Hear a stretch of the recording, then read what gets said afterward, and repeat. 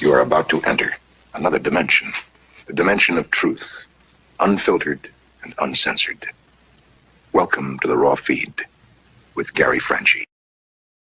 Welcome to the Raw Feed. I'm Gary Franchi, coming to you live from the heart of America. Unfiltered truth to millions on YouTube. Hit those donation links below. Every contribution powers our gear. Every contribution keeps the party going. Help me help you. Hit those donation links. YouTube channel memberships. Special acknowledgement in the fellowship. Your super chats keep me standing. Your Rumble rants fuel every round. Say hello to super chats. Spread the intel. Every repost extends our reach. Super chats fuel this spectacle. Your Rumble rants give me strength. 24/7 members only community. Behind the scenes discussions. Connect with fellow patriots. Share this via text message. Send it to your friends. Text bypasses everything. Just do it. The app is real. Download the Next News Network app. Android user, take the Google Play path. iPhone user, App Store awaits. Breaking news in real time.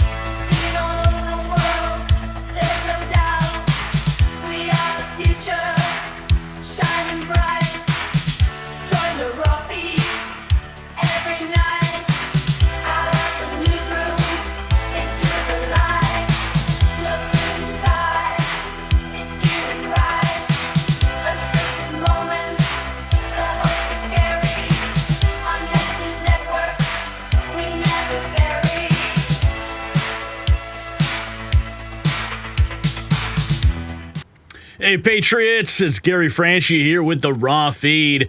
We're streaming live on YouTube to millions worldwide, plus Rumble and Facebook and LinkedIn and Instagram and X, so follow us everywhere. Now, you know what happened on this day in history? October 15th, 1973, Special Prosecutor Archibald Cox was fired during the Watergate Saturday Night Massacre when a corrupt administration tried to protect itself from justice. Sound familiar? Because today, October 15th, 2025, we're witnessing the exact opposite. The hunters have become the hunted, and the deep state criminals who thought they were untouchable are about to get destroyed. Now let me hit you with what's coming. Operation Summer Heat, Trump's FBI just unleashed hell on America's criminal underworld. 23,000 violent predators crushed since January. That's double what Biden's pathetic administration managed in 4 years. Cartel kingpins, child traffickers, terrorist cells, they're all getting annihilated by real American justice. But here's the bombshell. The deep state triad is imploding. John Bolton, that backstabbing traitor who stole classified documents, has FBI agents kicking down doors and grand juries ready to bury him.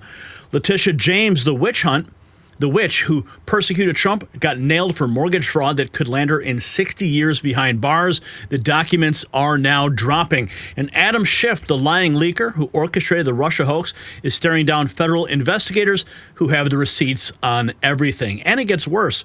Those Mexican cartels that Trump is hunting, they just put $50,000 death contracts on our ICE heroes. 10 grand to kidnap Border Patrol agents. This is real. Homeland Security confirmed cartels are working with Chicago gangs to assassinate American law enforcement. Meanwhile, we're on day 15 of the Democrat hostage crisis. 1.3 million troops can't feed their families. Air traffic controllers abandoning their posts to drive Uber. And these psychotic Democrats just attacked Speaker Johnson's office, assaulting Capitol Police, who haven't been paid in 2 weeks. $15 billion torched every day because Democrats would rather destroy America than let Trump win. And the invasion is real. New York's next mayor took 170 illegal foreign bribes. Minneapolis has mobs chanting Allahu Akbar, while Ilhan Omar's puppet loots taxpayer millions and promises sanctuaries for criminals. This is where we rip off the mainstream media's lies and show you what's really happening. Every story today proves one thing. America is under assault from enemies, foreign and domestic. But here's the difference from Watergate this time. Justice isn't hiding from the White House. It's coming from it, like a sledgehammer. The deep state thought they could frame a president, steal state secrets, and sell out America forever. Well, they were dead wrong. So strap in, patriots. We're about to blow this whole thing wide open. Let's welcome you to the show. What's up, Deb and Bong and R. Boyd and Mrs. Pothead Kenny, Southern Gal, John Patrick Smith in the house, D. Nice, Deb Noble, Karen Finley, Dave Wollenberg. Everyone's in the house. What are you guys thinking about that new intro that we worked on over the weekend? Pretty cool. Tyson Curie's here. Damon Gore, sure you in the house, Scon Tech, James Fay, Kim Weig. Who else is here? Checking in. Let's see. Who else is? Ron the Don. Carol is here. Patricia Duff. Thomas Duff also. Patriot RV Life. D Nice. Uriel Aurora. Who else is in the house? Aloha Snack Bar. That's right. Who else is there? Come on, guys. I like the intro, says Jill. Thank you. Over on X. Make sure you share this post if you're watching on X. Sue Couture, Chivo Padilla, Rick Honeycutt. Shum Chum is here. Penrith Penn in the house. What's up from Cambodia? Southern Gal. The gang is all here. So let's jump into our first story of the night. We got a lot of news to break down. Good news. We're going to get into it now. They said that Trump was finished. They said the cartels owned America. Well, they lied through their teeth. Right now, as you're watching, the biggest law enforcement's blitzkrieg in America is happening. It's ripping through criminal networks like a tornado through a trailer park. 23,000 animals in cages. 4 of the FBI's most wanted dragged out of their holes. Mountains of cocaine and fentanyl seized before it could kill your kids. The mainstream media is in panic because they're trying to hide these numbers. Why? Well, they destroy their narrative. This is the knockout punch to crime that changes everything, and you're about to witness history, so do not blink. Now, did you know that gold has gone mainstream? You're seeing it everywhere, and prices keep on climbing. Every day, more Americans are catching on to the power of gold. But how do you actually take advantage of it? How do you invest in a way that's simple and safe and built for the long run? Well, that's where Noble Gold Investments comes in. Noble Gold specialists help investors go from confused to confident, from wondering what's next to knowing exactly what to do. Whether you're rolling over an old 401k into a gold IRA or want physical coins and bars delivered to your home, Noble Gold makes the process simple. With Noble Gold Investments, protecting and growing your wealth isn't just their job, it's their commitment.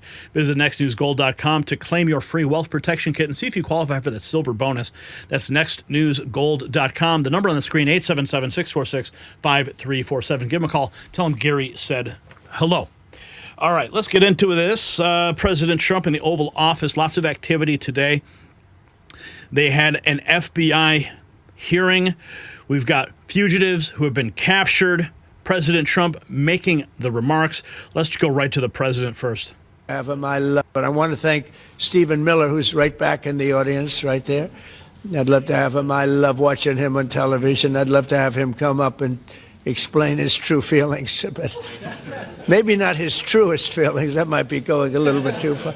But, Stephen, thank you for doing an unbelievable job. And the people of this country love you, I'll tell you. And they love what you say about crime and stopping crime. But I want to... Yes, everybody loves Stephen Miller, except the left, who he's always attacking. President Trump, more, talking about what has happened since the beginning of the administration today. The number. Since the start of the administration, the FBI has arrested over 23,000 violent criminals, more than double the number arrested in the final year of the Biden disaster.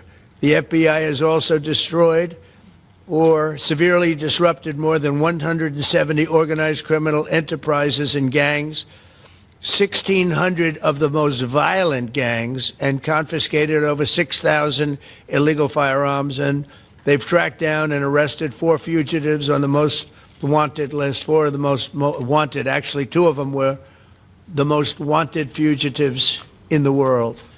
There's still much more work to be done, which is why the FBI continues to work alongside the Department of Justice, the Department of Homeland Security, and the Department of War to defend. And Pete Hegseth has been fantastic, by the way, on this too. On other things, but on this too.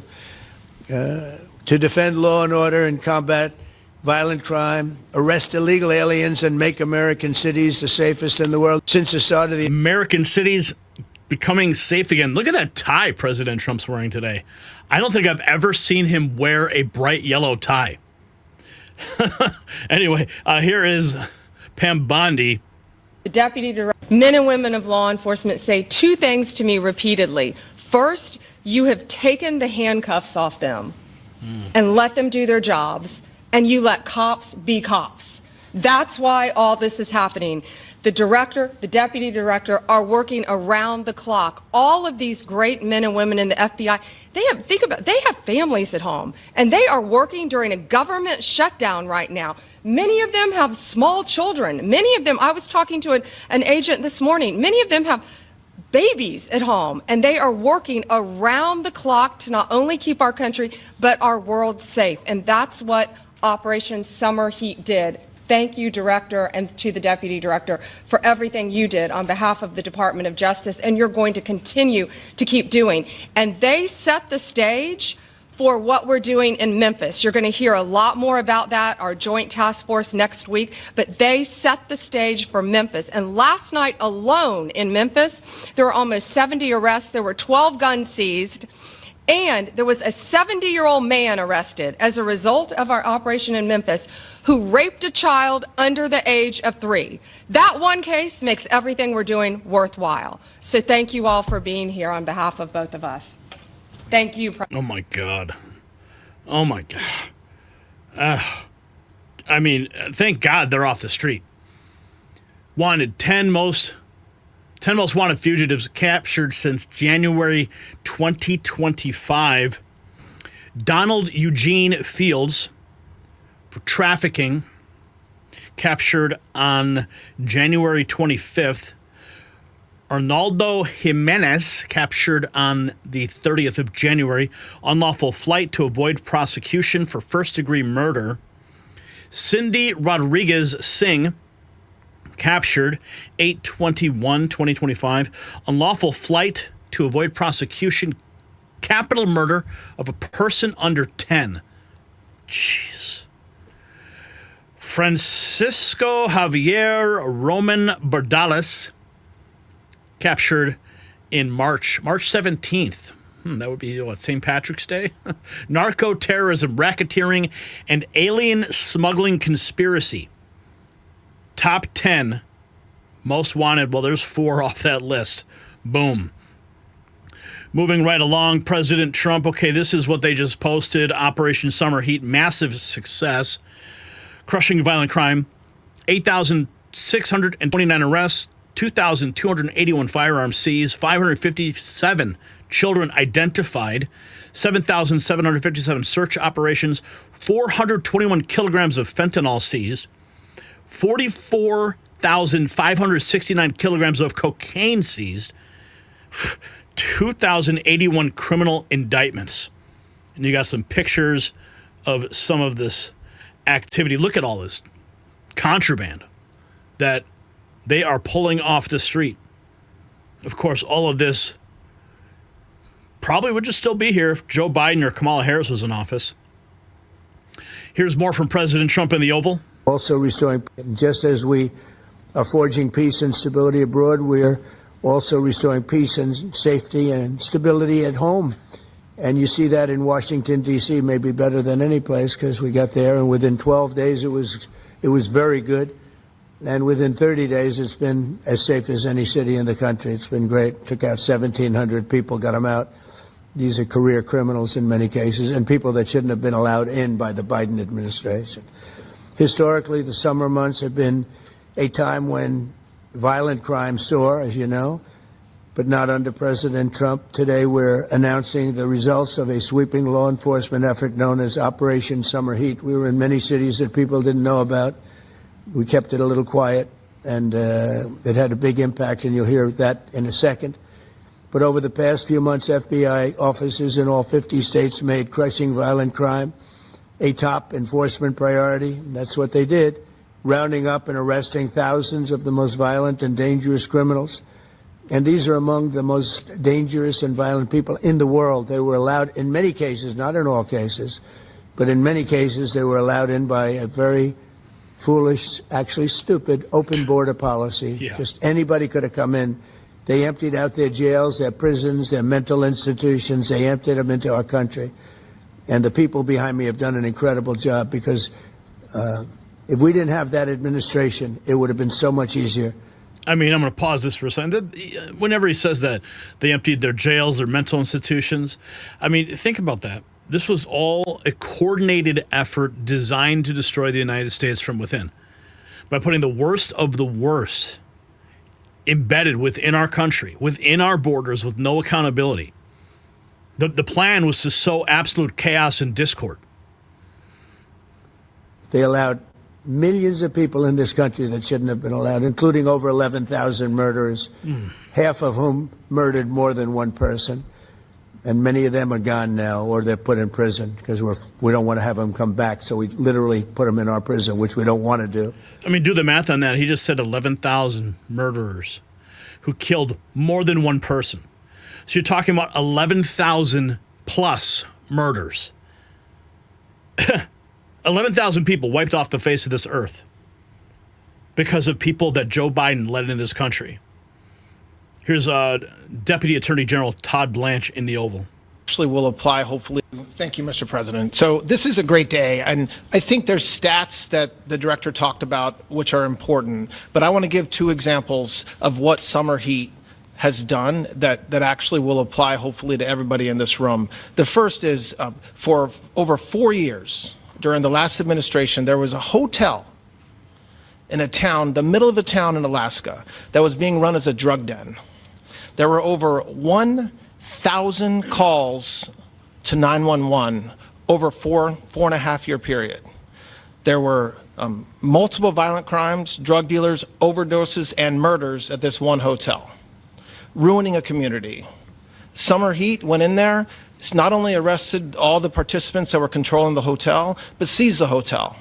And so that's one example of what summer heat means to everyday Americans that just want to live in peace. The second example is a large narcotics trafficking group that was selling fentanyl in the state of Washington. They were shipping fentanyl and using commercial aircraft, putting fentanyl pills and powder onto in suitcases, flying them from the southwest border, mostly Arizona, all the way to Washington. It had been going on for an extremely long time, and the entire organization was arrested. And I say those two examples because it's easy to look at the board and see 1,000 arrests. How much different is our communities now compared to the past 4 years? But there's actual life examples. Every one of these arrests means that our streets are safer, and that's because of the work of this administration, of President Trump and Director Patel. So I will tell you, Attorney General Bondi and I are together every day with Director Patel, figuring out ways that we can continue to do this work, and it's not going to stop. Like the Attorney General said and like the President said, this is just the beginning, or phase one, or a start, whatever you want to say, but it will continue on. So thank you, Mr. President, and thank you very much, Director Patel. Oh, yeah, this is only the beginning. The FBI director posted this 44 minutes ago. Special thanks to the architect of Operation Summer Heat, Deputy Director Dan Bongino, and to all the brave men and women of the FBI that actioned this courageous op. This is the juggernaut that led to these record-breaking arrests. Dan Bongino, an hour ago, thank you for your support and patience during this critical operation targeting the most violent criminals across the nation. We'll continue to push to crush violent crime as our Summer Heat operation wraps up. Here are some of the results your FBI personnel in the field produced. And here is that image I just read to you. We do have some remarks from Kash Patel. Let's listen. Been doing.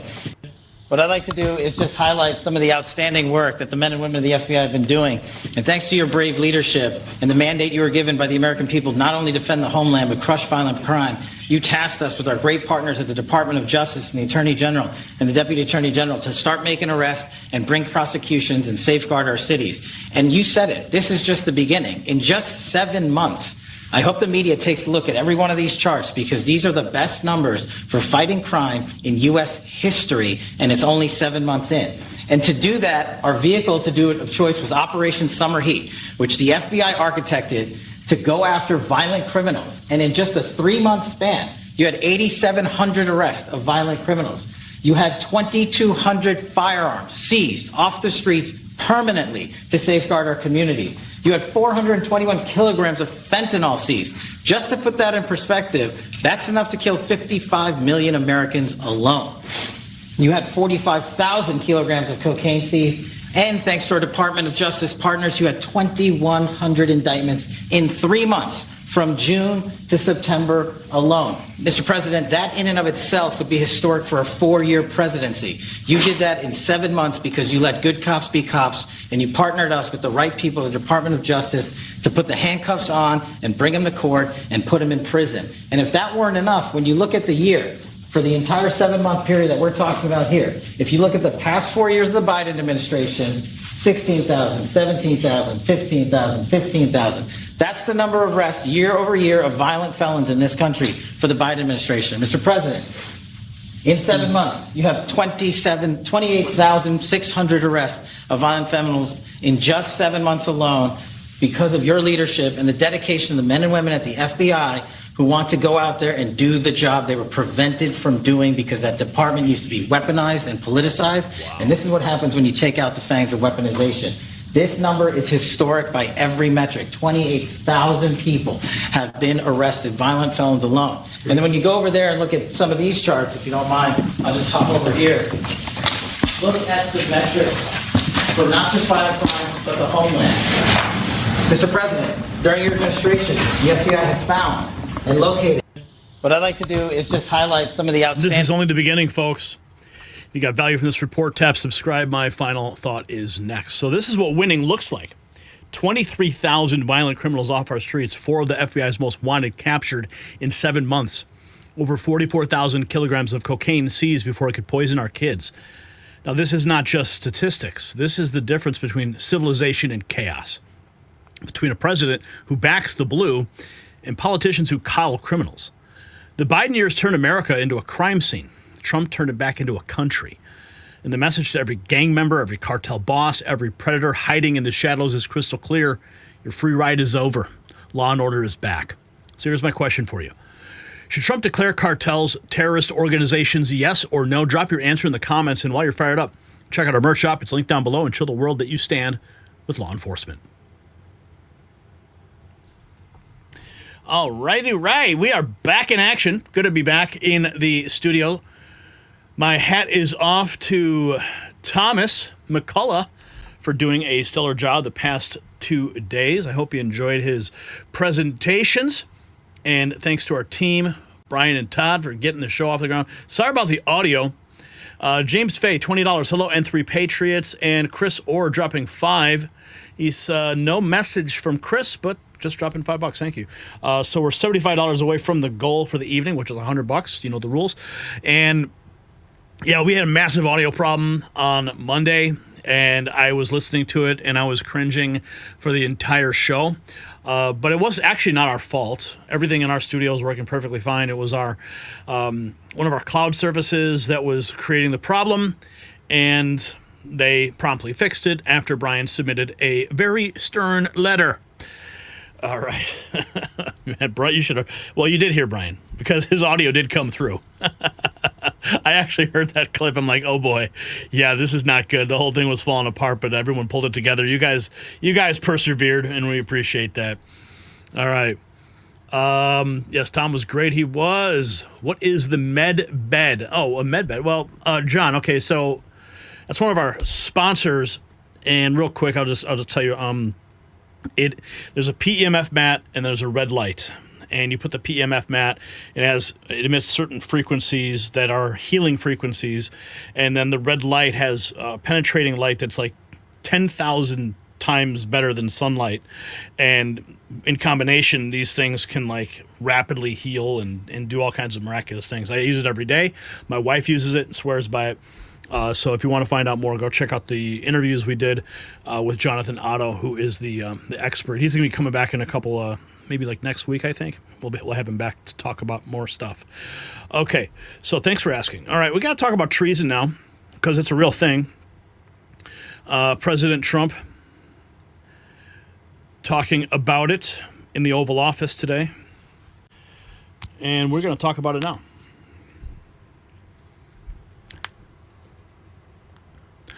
The deep state just got hit with a nuclear bomb of justice. Grand juries convene, FBI raids executed, prison cells prepared, Bolton caught red-handed with stolen classified documents.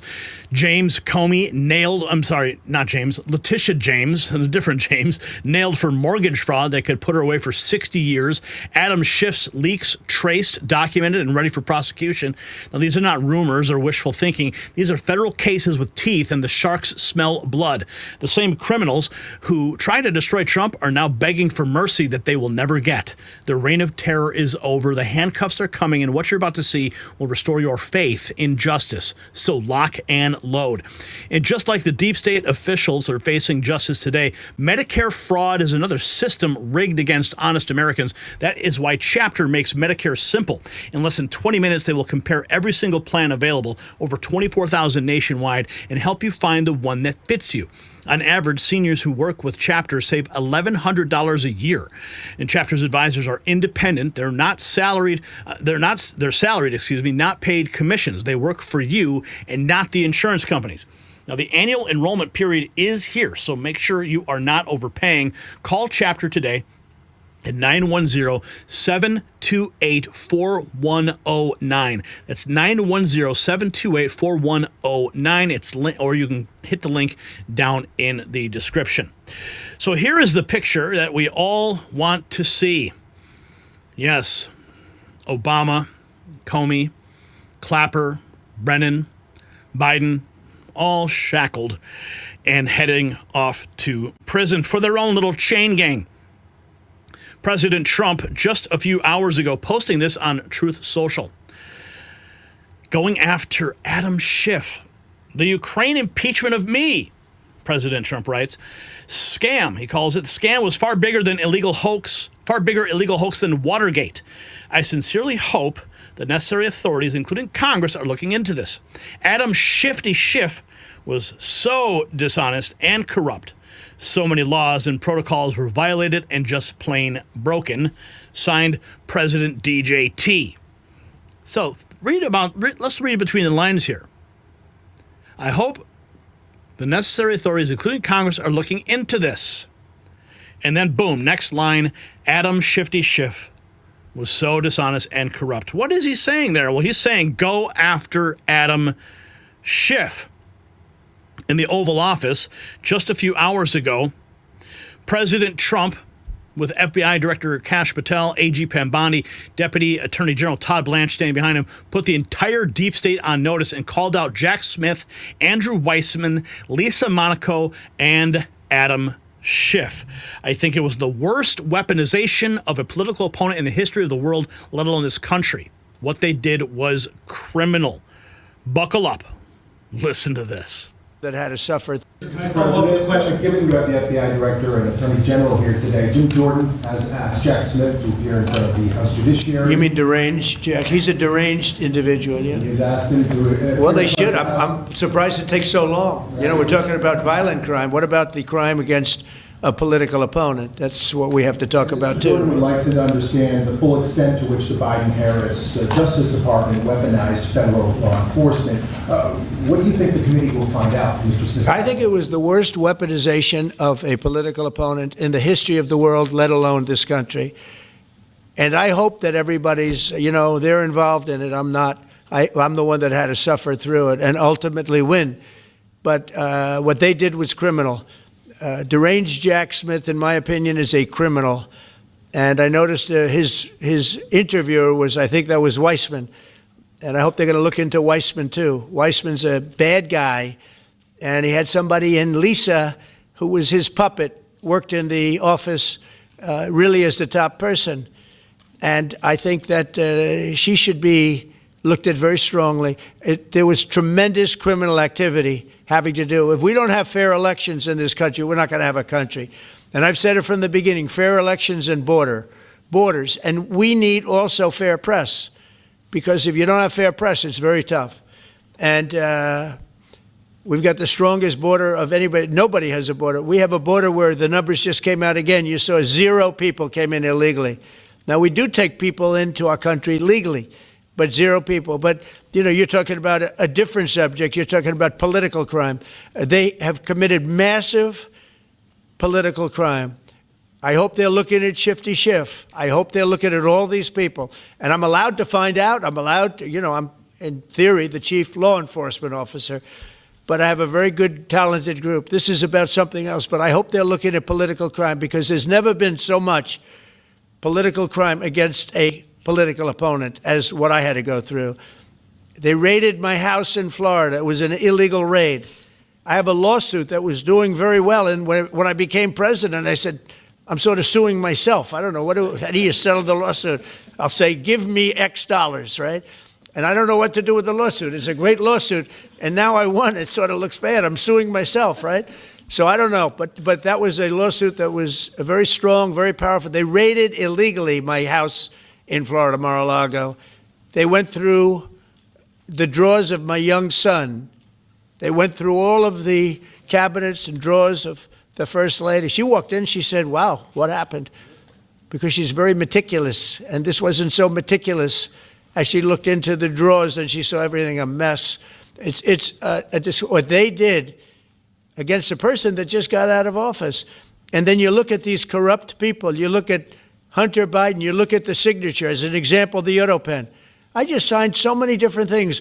An admiral, a 4-star general. I'm signing them left and right, the commissions. And by the way, I want to compliment John Thune and also Mike, our great speaker.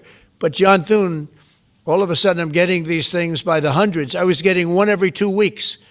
It would have been 4 years before you got them in more. You would have had some that didn't even get in, all because of Democrat obstruction. So John Thune did a great job. I must have signed 200 into the administration. We're just about caught up. It's amazing. And so compliments to John. He had to do some things that were very tough to do that he didn't want to do, but he was forced to do it by the Democrats. And as far as the shutdown's concerned, this is a Democrat Schumer shutdown. And he's trying to do it to get relevance back into the party because he's a loser. I've known him all his life. He's always been sort of a loser, but an intelligent one. But I think he's losing IQ points with time. I think that happens. I hope it hasn't happened with me. I know if it did, you guys will let me know about it very quickly.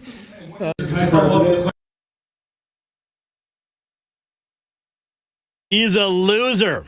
Well, you know, you heard him say it right there. So first we have the post on Truth Social dropping Adam Schiff's name. Then we have him in the Oval Office during the FBI briefing, dropping Adam Schiff's name again. And now we have this just a few moments ago in the White House. FBI Director Kash Patel confirming there are more indictments coming down the pipeline. Are just the beginning. Beyond those who are already charged, do you think you've seen other crimes that might eventually get referred to justice? Yes, we are looking at so many different leads on criminal activity by those who are in positions of power. And we're not going to stop until every single one of those is fully exposed. The documents are provided either to Congress or the courts of law, and make every referral we can to the Department of Justice. These indictments that you've seen and the ones that you're going to see coming up here in this near future are just the beginning. But I have to remind the audience one thing. Everybody's like, it's 7 months. What have you guys been doing? Yeah. Well, they spent 20 years building this disease temple of corruption. It takes a little bit of time to defeat it and beat it down. And I'm not asking you to trust me. I'm asking you to look at the work the men and women of the FBI have done so far in these 7-8 months and just imagine what we're going to do come the year end. Diseased temple of crime. That's what the FBI director just referred to the last 20 years of the deep state. Now, we're finding out that we have news that Bolton, Letitia James, she's got her day coming. But here is the news. MSNBC just revealed that a grand jury has been convened for weeks on disgraced NSA Director John Bolton. John Bolton is set to be indicted by a grand jury over sharing secret files. This just in a few hours ago. Here's the news as it broke. Critic of Bolton, former national security advisor turned sharp critic of Donald Trump, is expected to be the subject of a complaint or even an indictment as early as next week. MSNBC, citing two sources, is reporting exclusively that the acting U.S. attorney in Maryland is moving forward quickly to seek criminal charges against Bolton. They reportedly relate to claims that he improperly kept classified national security information in his Maryland home. His home was searched in August. Bolton's lawyer insists that his client, John Bolton, did nothing improper. It is the second instance of targeting a prominent Trump critic. Bolton, former national... Targeting a Trump critic. Oh, and looks like Barack Obama's back. C3 writes that the man that tried to frame President Trump for treason doesn't want President Trump's DOJ to prosecute criminals. Well, that's not how this works. Obama sounds a little worried here. FBI to be, we don't want, kangaroo courts and trumped up charges. That's what happens in other places that we used to scold for doing that. Oh, he looks so scared. He knows he is guilty as hell. We want like our court system and our Justice Department and our prosecutors to be, and our FBI to be just playing things straight and looking at the facts and not meddling in and all the facts lead straight to you, pal. And in politics, the way we've seen lately. And I think if enough people start not just being in a fetal position. You'll be in a fetal position when they come to your house and raid you and pull you out in your underwear. Not worrying about it. And detached from it, but being vigilant, but also saying, you know what, enough of we can stand up to this. We can call it like we see it.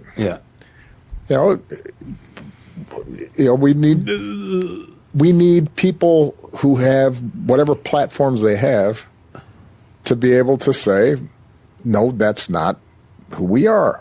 Well, actually, I'm on my platform, and I'm saying that's exactly what we need to be, because we need to take people like you down who started this whole thing with Hillary Clinton. Be willing to get attacked on X by whoever for doing that. And it's not easy. Yeah, because sometimes you fear for your life. Yeah, and we don't want... Yes, he does sound nervous. Check this out. Major alert. Jack Unheard posts this. Dan Scavino reposts his 2024 post exposing the disappearance of John Bolton's documents from top secret meetings. President Trump has an FBI press conference, and that just happened today. Is it going down? So Dan Scavino writes this. He posts on X, a repost. What did John Bolton do with all of his yellow notepads that he always took copious notes on in the cabinet room, Oval Office, Situation Room, traveling abroad, etc., etc.?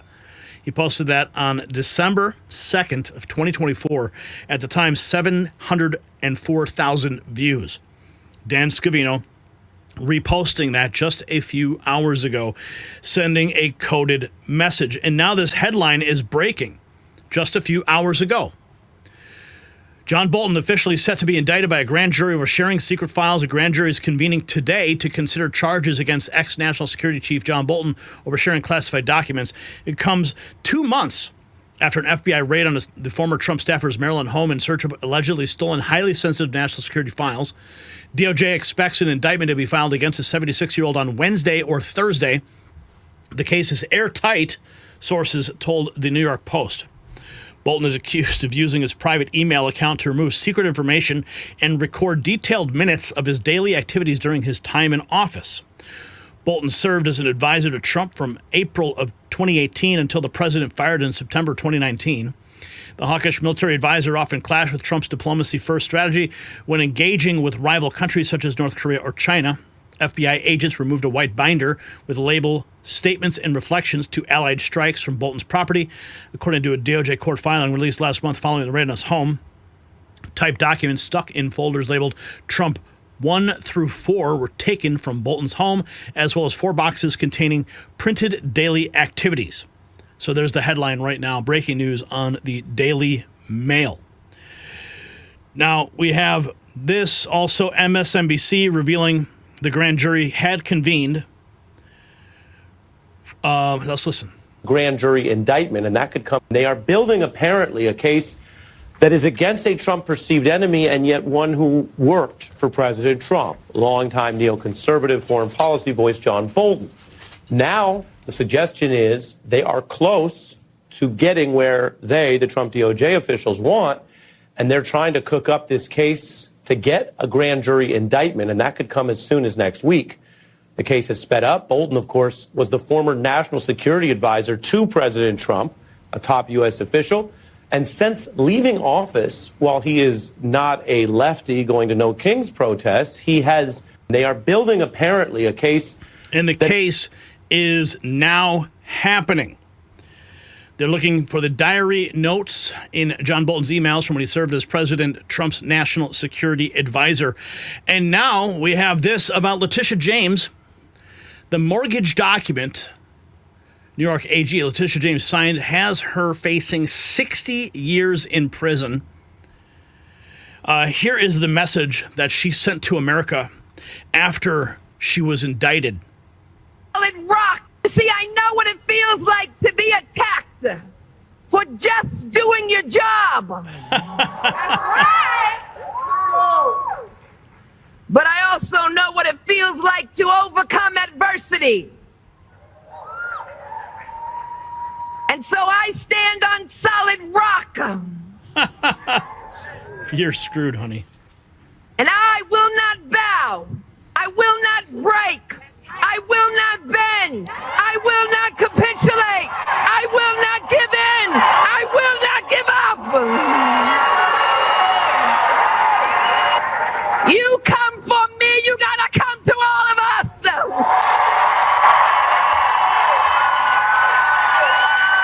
Why does she have this weird inflection? All of us, you gotta come for all of us. Why? What's with the weird inflection?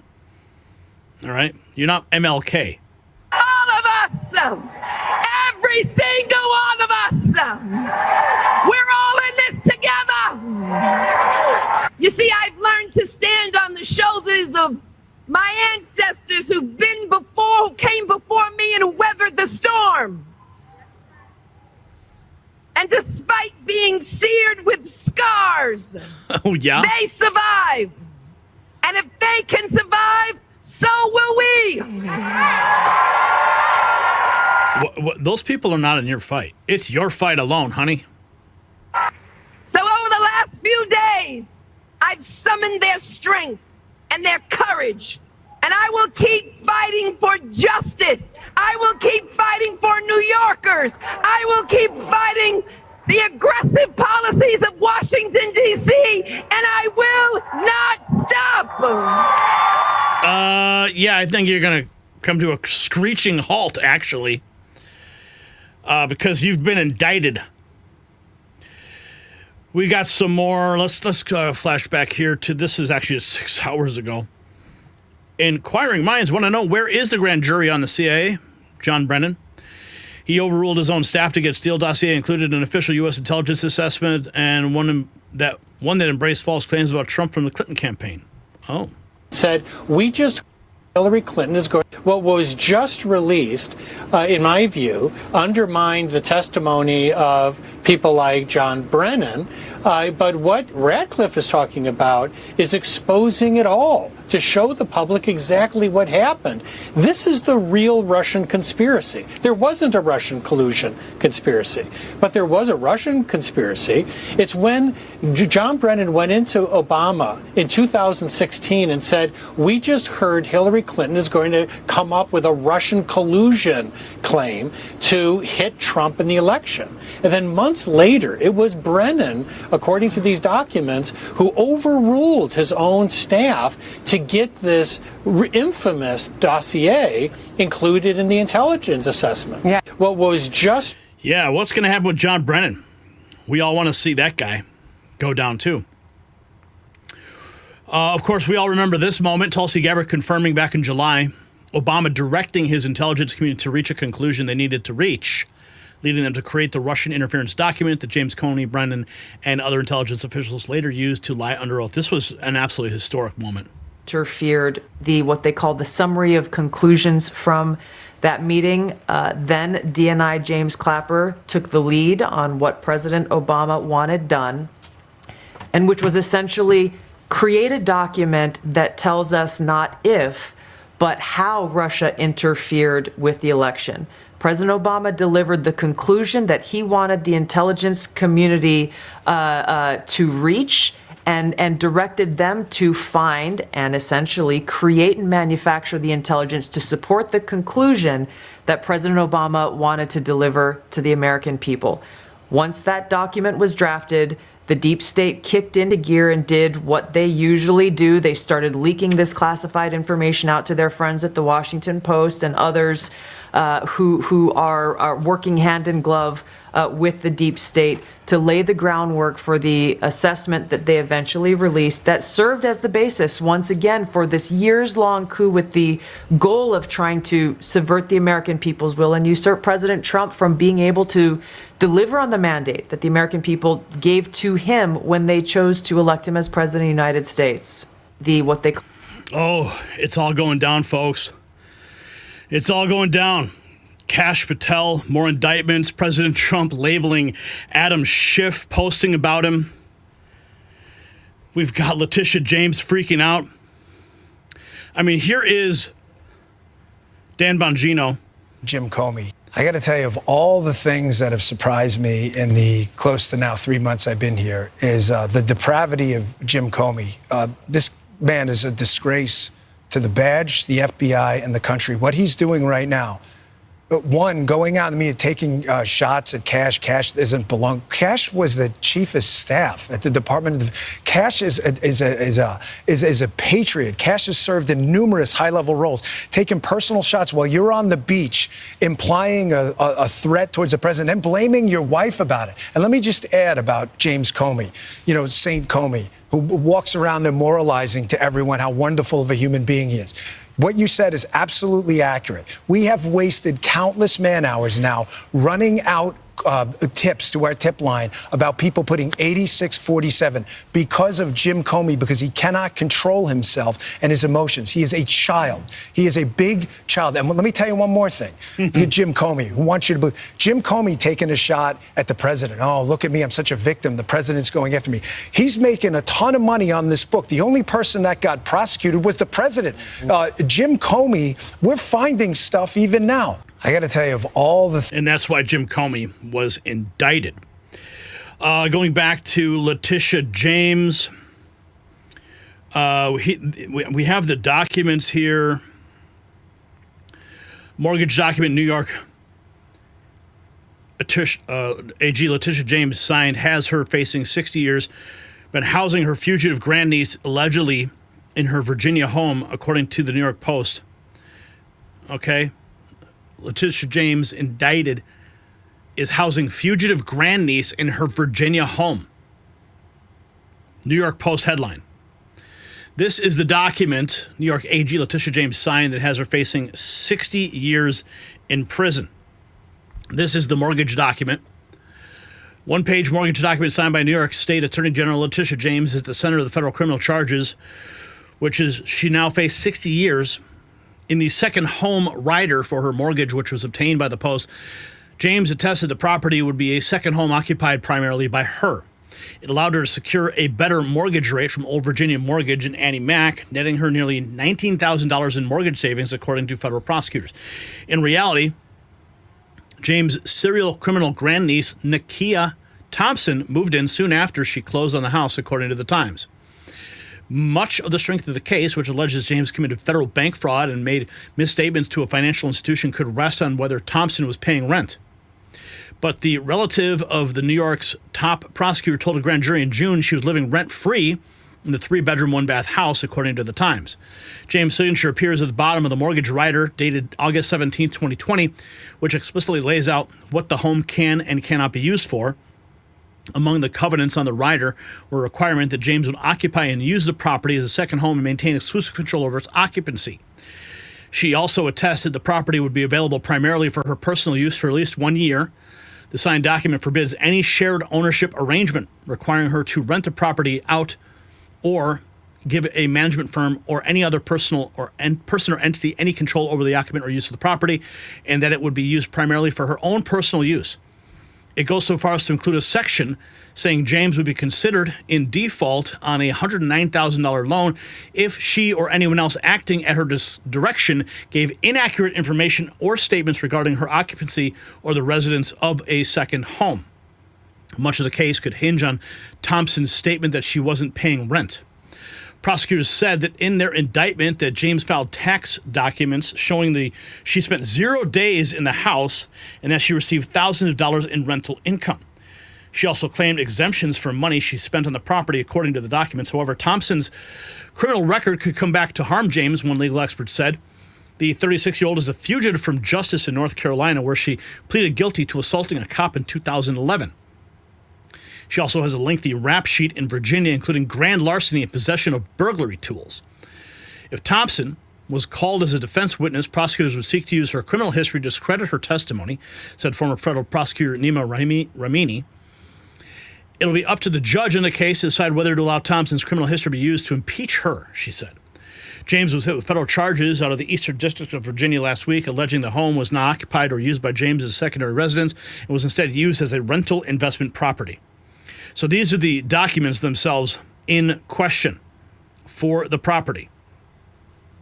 See if we can zoom in better here.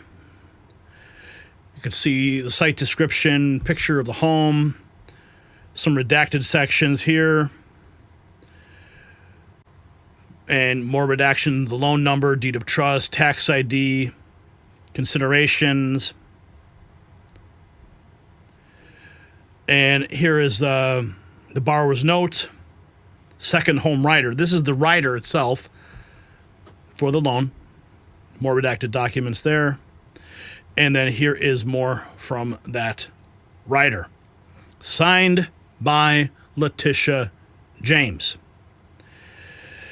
So this is bad news for Letitia.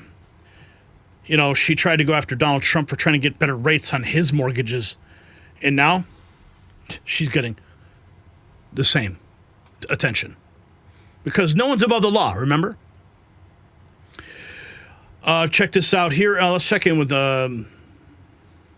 Stephen Miller, reflecting on James Comey. Russia, it truly is one of the most heinous things that has ever happened in the history of our country, what James Comey did to our democracy. I can't think of anybody in modern history who has done more to sabotage and attack our constitutional republic than James Comey, beginning with the Russia hoax in 2016, as you said, the dirty dossier. James Comey, as the head of the FBI, tried to lay a trap to remove a duly elected president from office, to imprison and incarcerate his political allies and friends. and to lead an actual coup against the laws and Constitution of the United States. What James Comey did is truly one of the most severe assaults on our freedoms and liberties that has occurred in the whole history of this nation. It truly is. James Comey. The trio. James Comey's FBI was in bed with the New York Times pushing hoaxes together. More documents being released. FBI assisted with the April 2017 article. Redacted. Investigators learned that the FBI Office of Public Affairs, OPA, was told to assist the New York Times with the April 2017 article. According to interviews with the FBI employees, Comey either directed or otherwise authorized FBI officials to assist in the New York Times, assistance to the New York Times. FBI OPA did not coordinate or brief DOJ leadership or DOJ OPA about this decision, even though AG Lynch had left the department and DOJ regulations called for DOJ OPA coordination in case of media contact with New York Times. As part of the FBI's assistance, FBI officials Peter Strzok and Lisa Page were interviewed by the New York Times. Holy cow. Those two. Friends, we may be seeing this picture sooner than later. If you got value from this report, tap subscribe. My final thought is next. So this is what accountability looks like, folks. For years, these three ran wild. Bolton stealing classified documents like he was shopping at a government yard sale. James committing the exact mortgage fraud she prosecuted Donald Trump for. Schiff leaking classified intel while pretending to protect democracy. They weaponized our justice system, turned it into their personal hit squad, and thought they'd never face consequences. Well, guess what? The boomerang just came back. Grand juries are meeting, indictments are dropping, prison cells are waiting. This is not revenge. It's justice delayed, but not denied. The same people who scream no one is above the law are about to learn what that really means. So here's my question. Should all three face the maximum sentence for their crimes? Yes or no? Drop in the comments. And while you're at it, show your support for real justice and check out our merch shop. It is linked down below. Oh, yeah, baby. I want it. I am here for it. What else we got going on here today? Oh, we got to talk about this shutdown. Got some funny stuff to show you here. Yeah, I've been having some fun with this new AI video generator. I was able to put my face into the system and then create videos of me doing just outrageous stuff. That's what you saw at the beginning of the show. Scroll back if you missed it. But yeah, we included some of those. And I'll have some of those coming up in this segment here. Let's see. And what's crazy is that it's only getting better. This new Sora system has only been out for like a week, and they just keep dropping new features. So, okay. Yeah, Brian's having a delay in the background right now. But yeah, the this AI generated stuff, you're going to see some stuff. If you're following me on X, you'll see what I posted earlier today. In fact, I think I could show you one of them that's not going to be in this next segment. But here, I'll show it to you right here. The swamp needs draining. Change my mind.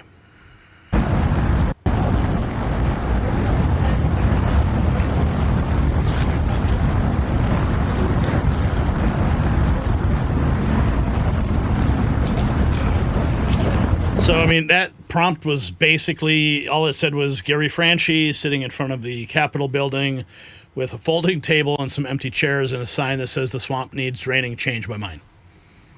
That's it. And then it took my likeness that I had already uploaded, and it knows that I wear a black shirt, so it literally puts me in the same exact clothes. Isn't that crazy? Yeah. Patriot RV Life just dropped some, Duplicate gifted 5 memberships. Thank you. And Patriot RV Life, The Moons, Sean, Daisy, and Arme all received memberships. Brian, let me know when you're good to go. You like that? Busy news cycle. Welcome, members. Catching the replay. Didn't get the notification. Uh-huh. Okay, so what do you want me to do here? Okay. Let's see. Keep talking to the chat. What's this? Shut up. Why did you refuse the National Guard on January 6th? Shut up. I did not refuse the National Guard. The president didn't send it. Why are you coming here with Republican talking points as if you're a serious journalist? The American people want to know. We still have questions. Why did you refuse the National Guard on January 6th? Shut up. I did not refuse the National Guard. The president didn't send it. Why are you coming here with Republican talking points as... Nice. Is that Alison Steinberg?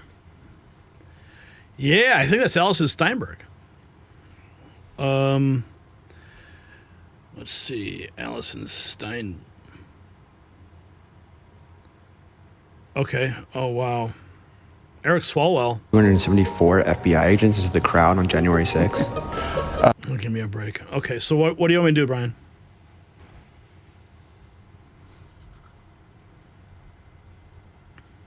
Okay, so can I proceed now? Okay. Just waiting. What are we doing here? We're going into topic 3. Topic 3, shutdown. Okay. Tamara Jennings sent one Next News membership. Right on. Tamara Jennings, thank you. Gail Firestorm receiving that membership. Right on.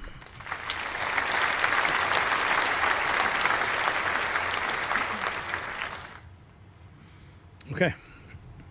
All right.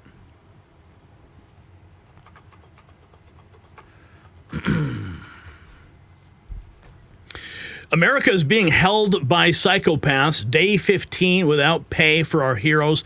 Troops choosing between gas and groceries. Air traffic controllers abandoning their posts, and these Democrat animals just stormed the Speaker's office, attacking cops who haven't been paid in 2 weeks. $15 billion torched every 24 hours while Schumer laughs. They'd rather watch America burn than let Trump win. This is not politics. It's economic warfare against every working family, your paycheck, and your future, all sacrificed on the altar of their hatred. What's happening right now will make your blood boil, so get ready to rage. And as many investors have seen recently, exploration companies looking south. With U.S. policy becoming friendlier towards domestic supply of critical metals, U.S. copper prices have soared after recent threats of a 50% import tariff, highlighting the value of domestic sources. Could District Copper Corp be lining up for that kind of role? Well, the company recently secured a U.S. market listing, and that move alone points to a bigger vision ahead. District Copper is advancing its copper projects, positioning itself as a gateway for supplying the copper that powers U.S. infrastructure, clean energy, and advanced technology. With copper hitting 16-month highs, rising supply demands, and growing uncertainty due to the potential closure of one of the world's largest copper mines in Indonesia, domestic production is more important than ever. Against this backdrop and a new U.S. listing, District Copper Corp could be setting the stage for further growth and potential expansion into key U.S. states renowned for strategic minerals. The company is building its future around one of the most essential metals of our time, positioning itself for what comes next. Check them out in the link in the description, and thank you to District Copper Corp for making today's video possible. Now, day 15 of the shutdown.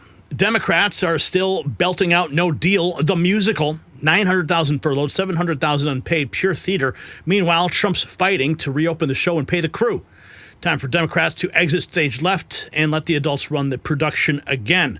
Oh, what's this? The doors are 15 and the lights stay low. Paychecks waiting, families can't go. You promise the workers you'd keep them fed, but you hold the budget hostage instead. Day 15. Day 15, still the doors are closed and the bills stack clean. And the 15 and the lights stay low. Yes, Gary Franchi singing the hits. And here's Act 2, Phantom of the Airport. Air traffic controllers calling in sick. Runways backed up. Passengers grounded while Democrats play politics. Trump's trying to land the plane safely, but the left would rather watch it crash than give him a win. Down the tower, day 15 of the shutdown. The tower radios are full of static. Controllers are calling in sick. And every empty chair puts another jet at risk. While the Capitol sleeps in its day 15 of the shutdown. Yeah, you didn't know I could sing, did you? No, it's amazing. Those were AI generated. I made those earlier today to share that with you. Why not, right? Well, let's check in with Mike Johnson. The Republicans held a press conference this morning. He posted on X, he says, instead of voting to pay our troops, help women, infants, and children, and reopen the government, Democrats have decided it's better to berate Capitol Police, who are working nights without pay thanks to their shutdown. Meanwhile, 1.3 million troops would be missing paychecks if not for President Trump's leadership. Listen. Some of the everyone needs to understand that 1.3 million active duty service members would be missing a paycheck. They'll get their check, thankfully, because President Trump has shown strong leadership. And under his direction, the Department of War has now redirected unspent funds to ensure that our troops are taken care of. And this is while Democrats are playing political games. Last night, they played some games. They stormed my office. Maybe you saw some of the video online that they themselves shared, or someone did. They berated a Capitol Police officer, screamed at him. He was just merely standing his post. Shows again their disdain for law enforcement, as we see all around the country, the Democrats and everyone in that party screaming, assaulting ICE officers. They did it right here in the Capitol last night. A few members of Congress went into the little foyer of my office and tore down a sign that I had up and just engaged in all sorts of political stunts and antics. They've been doing that every day now, and it shows their desperation. It also shows a very strong contrast between the party that is working for the people and trying to keep the government open and do the right thing, and the party that is engaging in all this nonsense. Storming Mike Johnson's office. Wall Street Journal editor-at-large talking about the Democrat shutdown, Gary Baker. Many of these. Look, I think the more this pressure is put on them, and again, if pressure does rise from their own constituents, many of these who are government workers, we see. So there are 53 Republicans in the Senate. A couple of Democrats have already come across to support reopening the government. I think this pressure is quite smart. I think it will. I think Democrats must understand that they're not going to gain much politically. Again, despite the media's attempts to blame Republicans, they're not really going to gain much politically from this. And the risk of the costs rising, both in terms of people not supporting them, as Bessent says, yes, it's true that Shutdown Schumer, as we like to call him, is holding the government hostage because he's worried about a challenge in the Senate to his own Senate seat in New York from the left if he caves. But ultimately, the pressure to get the government working again, to get some of those centrist Democrats, not Chuck Schumer, but others in the middle who are getting nervous about this, I think that pressure will rise. Look, I think the more this... And it's going to rise, especially when you have air traffic controllers not showing up for work. Here is Speaker Mike Johnson responding to AG Mays, Attorney General Mays, talking about a Democrat from Arizona. It is no... Mr. Speaker, the Arizona Attorney General sent your office a letter asking that Grijalva be seated. Do you have any plans to respond to her? Do you feel you're on good legal standing? It is no surprise that yet another Democrat politician from Arizona is trying a publicity stunt. I've explained this 1,000 times. We are going to swear in Grijalva as soon as we get back to legislative session. So my advice to all the Democrats in Arizona is to tell their two senators, Kelly and Grijalva and Gallegos, to do their job and vote to open the government so we can move forward with our business. Thank you. Open the government. Democrats in Congress attempting to storm Speaker Mike Johnson's office. Here's some of that video that he was referring to.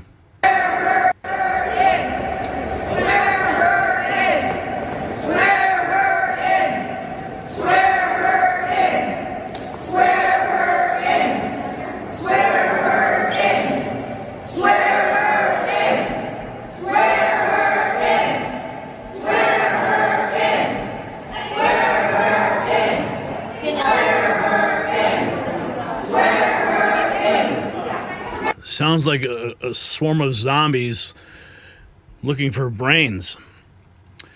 Speaker Johnson going off on the Democrats. We just saw that. Here's Nick Daniels, president of the National Air Traffic Controller Association, talking about the risk of having distracted air traffic controllers on the job, controllers who are working unpaid during the Democrat shutdown. This is a huge risk. And when they're talking about public pressure, I've said this since this began, it's all going to rise up, especially from people who are having their flights delayed, rich people who can't get their Learjets off the ground, that type of thing. Of the family. It's absolutely distracting. The government spends millions of dollars teaching us how to reduce distractions, delays, fatigue. Every day a controller goes to work, their focus is on the flying public, their safety. They could have had a hard day at home. We just had a controller the other day. He texted me talking about his father passing away. His father just died 2 days ago, and he has to go to work today to do his job. He knows how to check those emotions at the door. But now he also has to think about, how do I pay for his funeral? How do I take care of the family in association with it in the meantime? And those are real people with real lives that are now facing a whole different level of challenges while keeping America safe. It's absolutely. And those are the people that Chuck Schumer is completely ignoring. Here's more from the president of the National Air Traffic Controllers Association. They're using air traffic controllers are now doing Uber and DoorDash to make ends meet. Air traffic controllers are on that edge, and that's why working with Administrator Bedford, working with Secretary Duffy to figure out ways to compensate these air traffic controllers for what they're dealing with on a daily basis, and bringing new ones in, is going out and now saying, do that, work 6 days a week. They don't work just 5, they work 6 days a week. They usually work 60 hours in that week, only 4 days off in a month. And yes, the main conversation they're having today in the control room is, how do I defer my mortgage? Or what are you going to work for? Are you going to work for Uber? Are you going to work for DoorDash? Are you going to go do waiters' jobs? How are you going to earn money during this time the government shut down? And that's not what we need our nation's air traffic controllers focused on. And that's the risk we're talking about.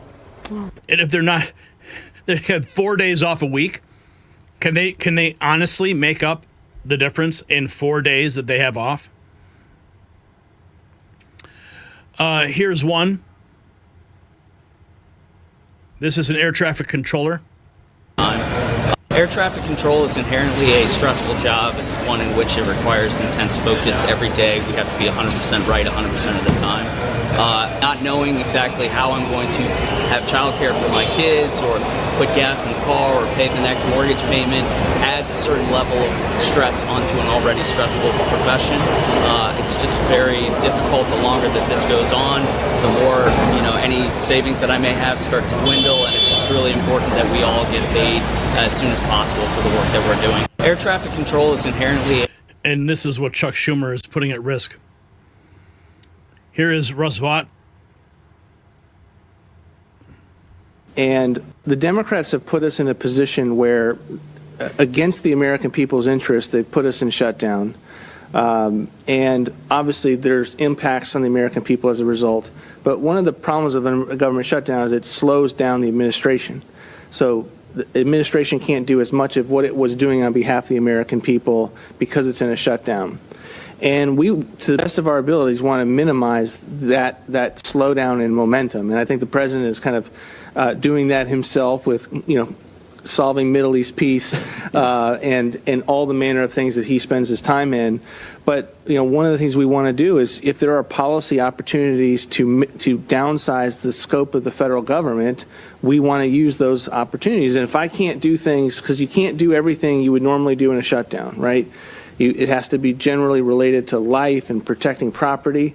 And if I can only work on saving money, then I'm going to do everything I can to look for opportunities to downsize in areas where this administration has thought this is our way towards a balanced budget. And I think you've seen some of that in the president's messaging. The Democrats have put us in a position where, against the American people's interest, they've put us in shutdown. And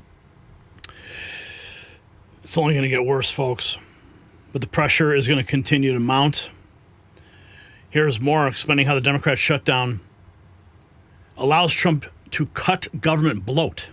Is there some special mechanism that allows you to do this during a government shutdown, or are you simply saying, hey, while everything's stopped, I'm going to turn my attention to this because... It's a combination of both, in the sense that Congress is saying we're not going to fund these programs by not passing the Republican continuing resolution. So if there's no funding for these programs, then what would you have us do?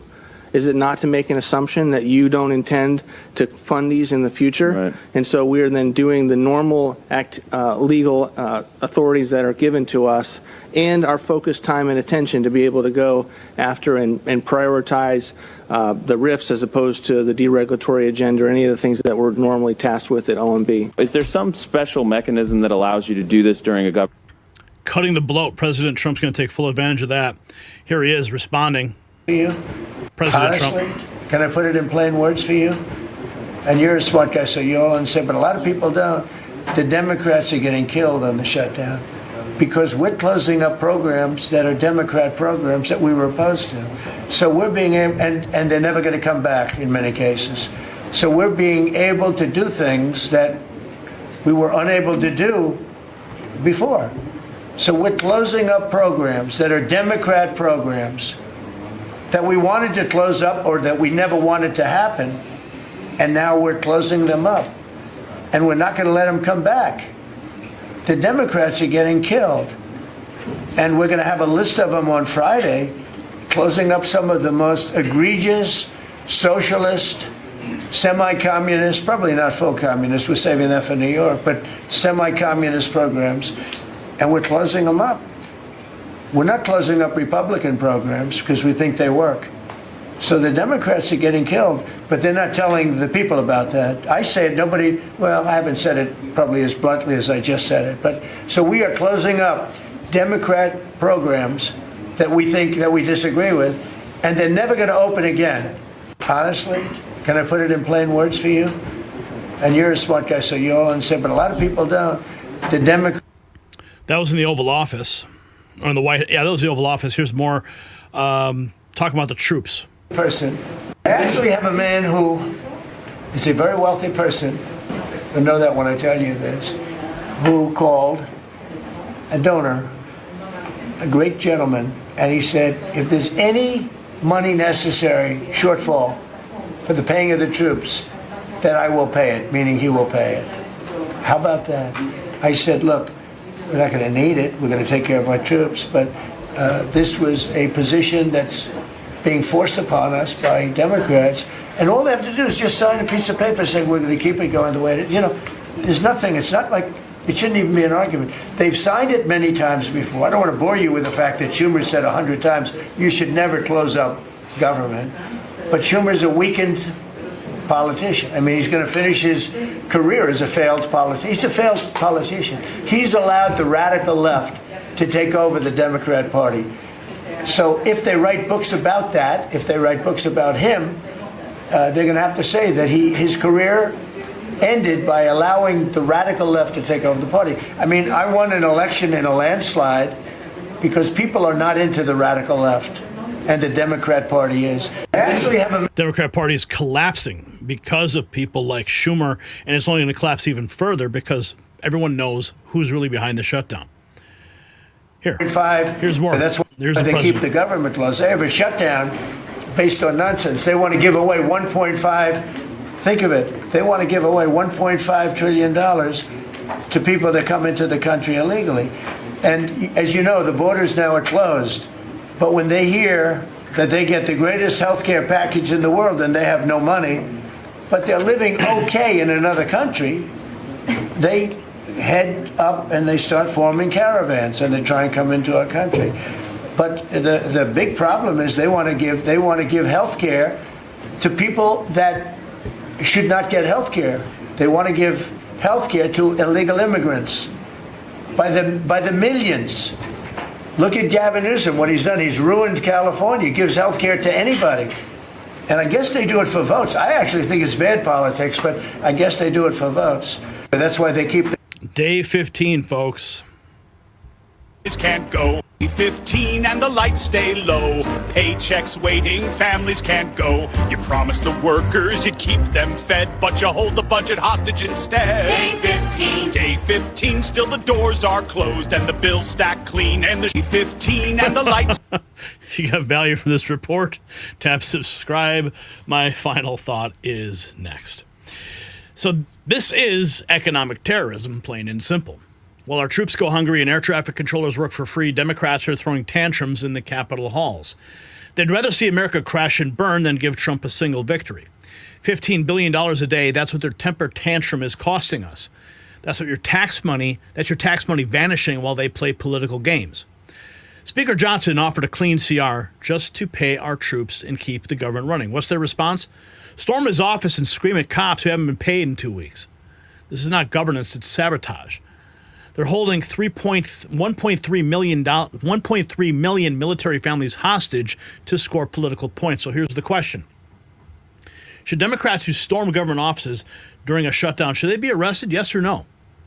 Let's have a conversation in the comments and support real leadership. Grab our merch shop because it's still open at shop.nextnewsnetwork.com.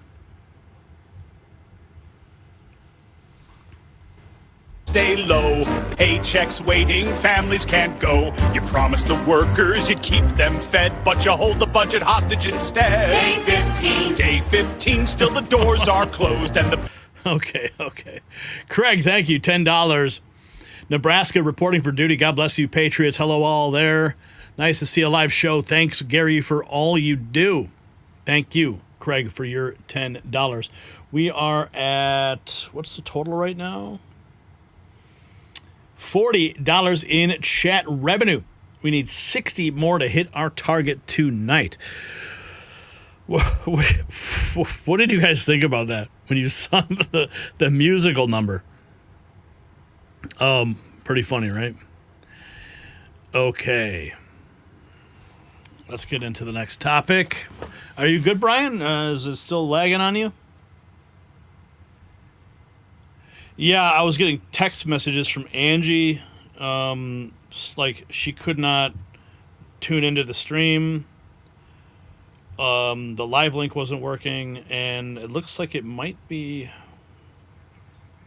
Yeah, it looks like it's fixed now.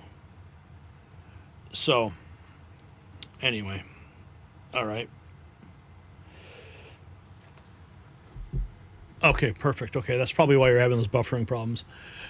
Tara Jennings gifted a membership, and Crystal Chick received it, and Duplicate also has become a member. Thank you.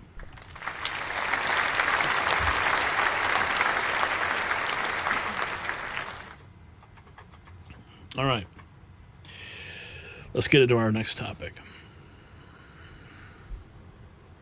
This is a declaration of war. Mexican cartels just put $50,000 death contracts on American law enforcement. Our ICE heroes have targets on their backs, their families hunted, their children threatened. Chicago gangs turned into cartel death squads prowling our streets with hit lists. DHS confirming every word. This is not speculation. It's actually happening right now. While federal agents risk assassination, Portland terrorists physically attack their vehicles. The border isn't just broken, it's becoming a killing field. American blood will spill unless we act. This is the most dangerous moment in history. What you're about to learn could save lives, so pay attention. Now, as many investors have seen recently, exploration companies are looking south, with U.S. policy becoming friendlier towards domestic supply of critical metals. U.S. copper prices have soared after recent threats of a 50% import tariff, highlighting the value of domestic sources. Could District Copper Corp be lining up for that kind of role? Well, the company recently secured a U.S. market listing, and that move alone points to a bigger vision ahead. District Copper is advancing its copper projects, positioning itself as a gateway for supplying the copper that powers U.S. infrastructure, clean energy, and advanced technology. With copper hitting 16-month highs, rising supply demands, and growing uncertainty due to the potential closure of one of the world's largest copper mines in Indonesia, domestic production is more important than ever. Against this backdrop, and with a new U.S. listing, District Copper Corp could be setting the stage for further growth and potential expansion into key U.S. states renowned for strategic minerals. The company is building a future around one of the most essential metals of our time, positioning itself for what comes next. So check them out at the link in the description, and thank you to District Copper Corp for making today's video possible. Okay, this in from the Department of Homeland Security. I know we covered it yesterday, but we need to dive a little bit deeper. The Homeland Security posting this note 24 hours ago. Foreign criminal networks have issued explicit instructions to U.S.-based groups, including street gangs in Chicago, to monitor, harass, and assassinate federal agents. They state that we will not back down from these threats, and every criminal, terrorist, and illegal alien will face American justice.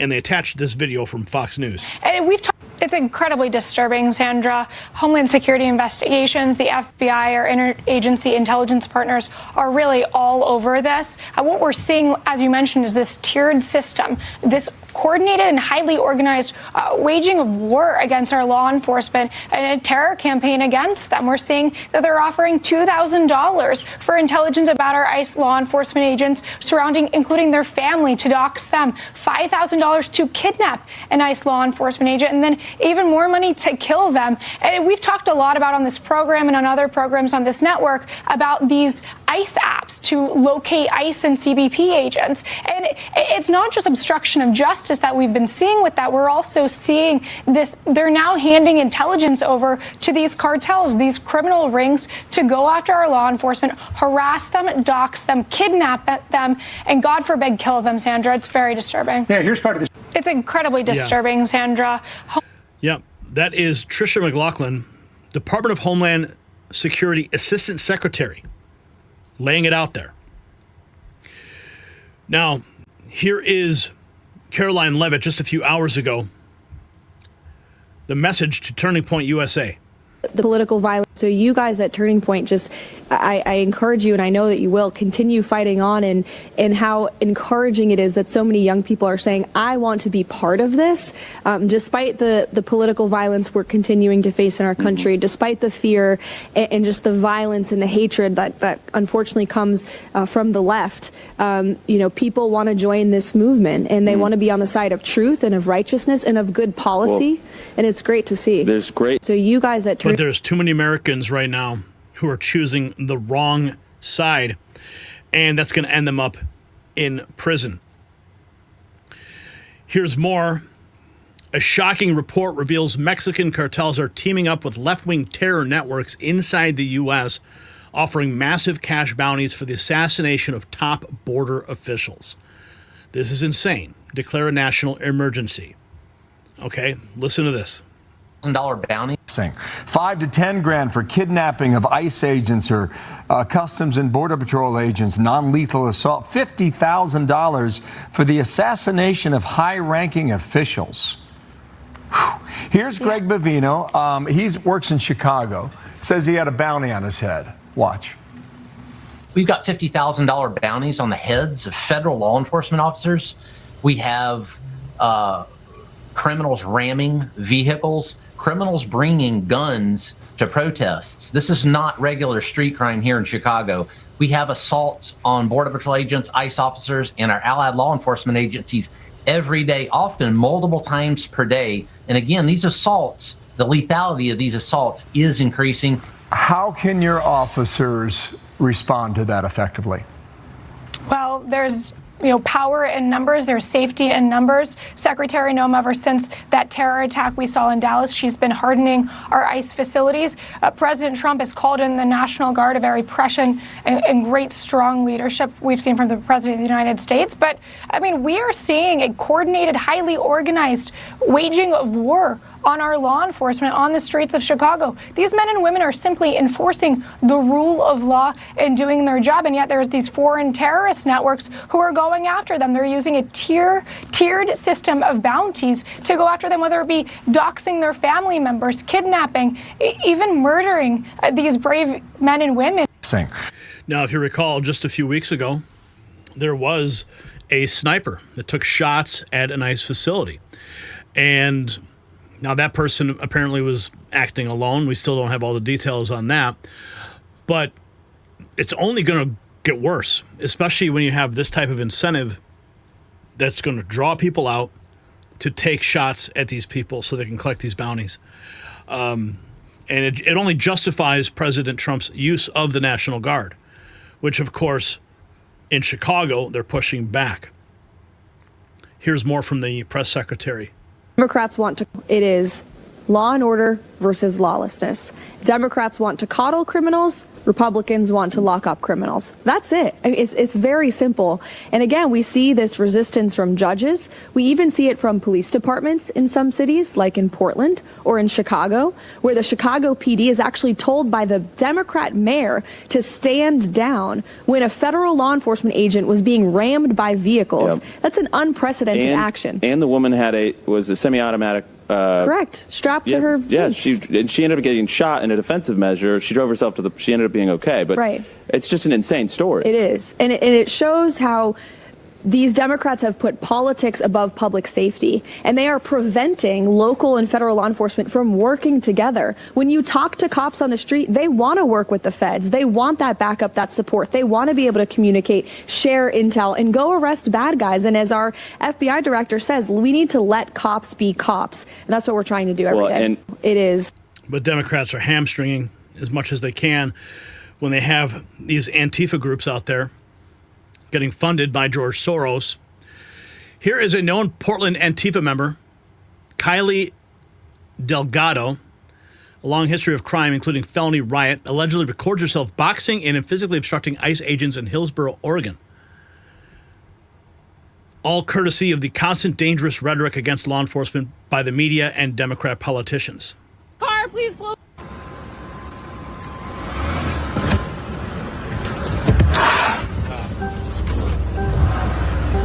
We can play. My car's bigger than yours.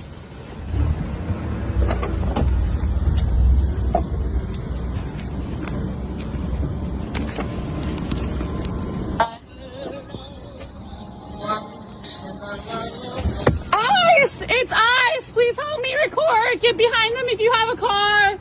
If you have a car, please pull behind them. It's ice.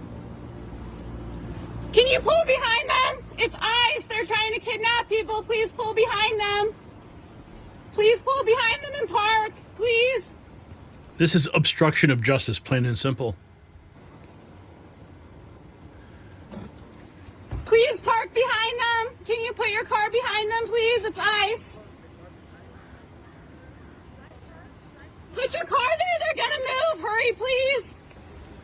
Hurry. Park your car sideways, please. Wow. Hurry. Oh, you fucked up. She's chasing him now.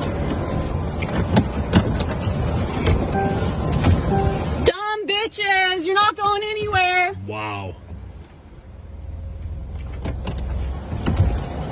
This is what they're dealing with on a daily basis. Lunatic Karen Antifas boxing them in, like we saw in Chicago. Can you and guys that turned block deadly. the road, please, so they can't get out?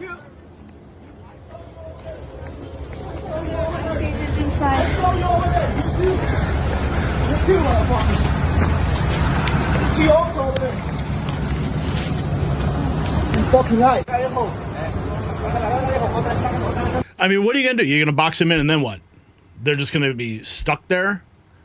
I mean, what's like the end game here?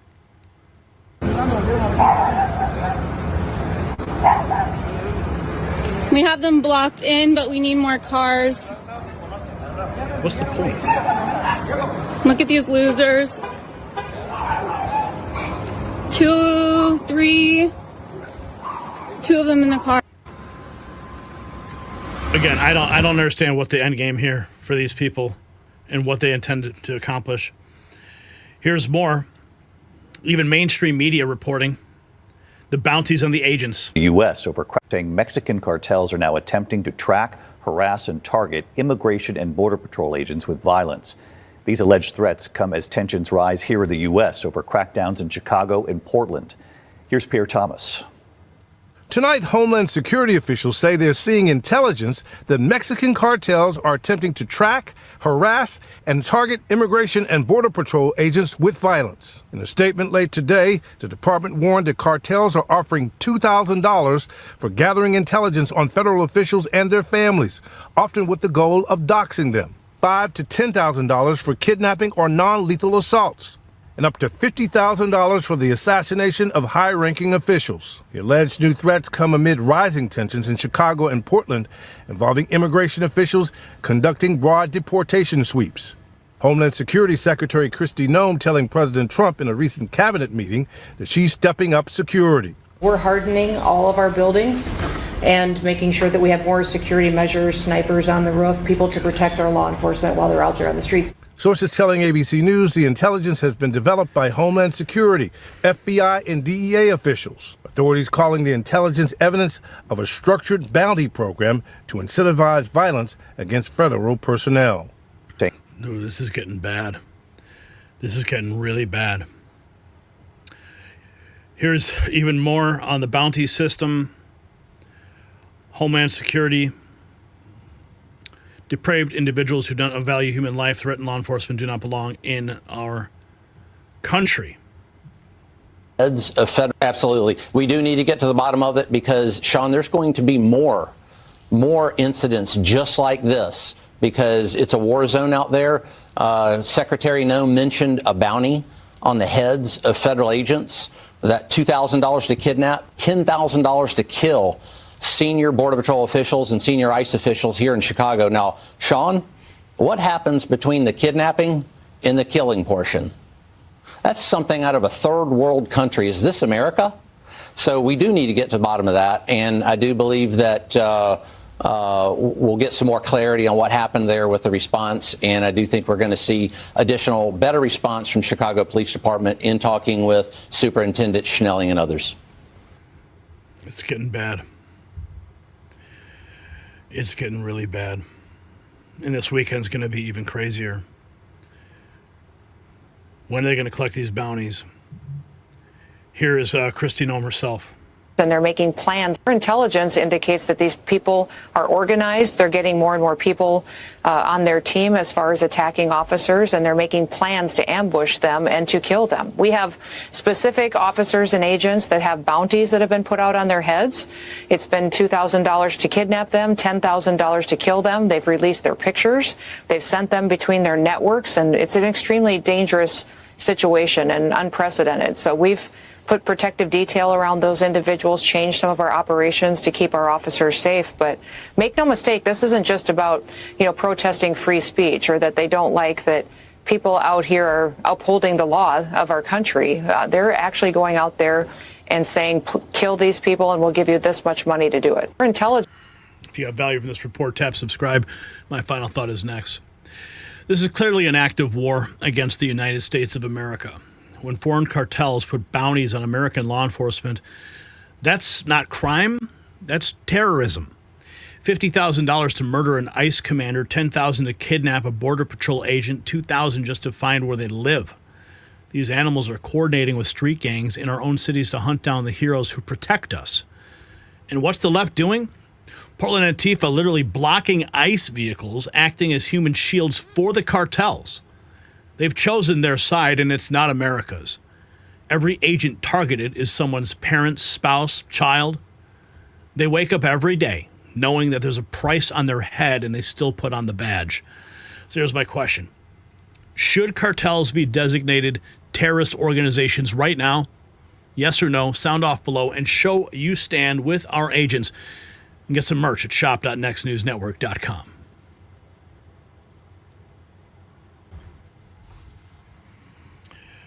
All right. Where are we at? I think I saw some super chats come through. Inbred Outlook, $5. Thank you. Craig dropping $5. A new song for Gary to sing. All right, $2. And DB dropping $49.99. Thank you, Gary and Tom, for all you do. Thank you, DB. We are now only $3 away from hitting our goal tonight. Who will be the one to put us over the top? We only need $3. And we're going to get into the lunacy that is happening in some of these elections across the country. Oh, boy. Okay, let's see what we got here. Foreign enemies are buying American cities and nobody's stopping them. New York City's potential next mayor took 170 illegal foreign bribes. Minneapolis turned into Mogadishu with Aloha Snack Bar chanted in the streets. Omar's puppet caught stealing taxpayer millions while promising sanctuary for illegals. This is not politics. It's an invasion wearing suits and ties. They're not even hiding it anymore. The money trail leads straight to America's enemies, and our elections are being auctioned to the highest foreign bidder while you watch. This is the greatest threat to sovereignty that we've ever faced. And what's happening in these cities will spread to yours next. So wake up before it is too late. But first, as many investors have seen recently, exploration companies are looking south, with U.S. policy becoming friendlier towards domestic supply of critical metals. U.S. copper prices have soared after recent threats of a 50% import tariff, highlighting the value of domestic sources. Could District Copper Corp be lining up for that kind of a role? Well, the company recently secured a U.S. market listing, and that move alone points to a bigger vision ahead. District Copper is advancing its copper projects, positioning itself as a gateway for supplying the copper that powers U.S. infrastructure, clean energy, and advanced technology. With copper hitting 16-month highs, rising supply demands, and growing uncertainty due to the potential closure of one of the world's largest copper mines in Indonesia, domestic production is more important than ever. Against this backdrop, and with a new U.S. listing, District Copper Corp could be setting the stage for further growth and potential expansion into key U.S. states renowned for strategic minerals. The company is building its future around one of the most essential metals of our time, positioning itself for what comes next. Check them out in the link in the description, and thank you to District Copper Corp for making today's video possible.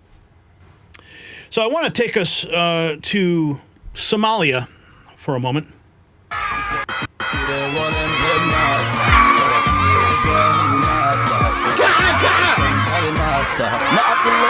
No, actually, that's not Somalia. That was Minneapolis. My bad. Speaking of Minneapolis here, this is potentially the next mayor of Minneapolis. It looks like that kid from those commercials, you know, with the fly in his eye. Looks like he grew up and came to the United States. As well as the mayor. Hello, everyone. Senator Omar Fateh here, candidate for mayor of Minneapolis. We are here at the Target Center today for the DFL endorsement for the Board of Estimate and Taxation, park boards, as well as the mayoral race. Really excited. We're talking to a lot of great delegates today about why we're running. Excited to talk about. And for just 99 cents a day, you too can come to the United States and become a mayoral candidate and take the entire state down with it. Yeah, that's your taxpayer dollars right there. Allah Akbar is not being chanted in the Middle East. This is Minneapolis, Minnesota.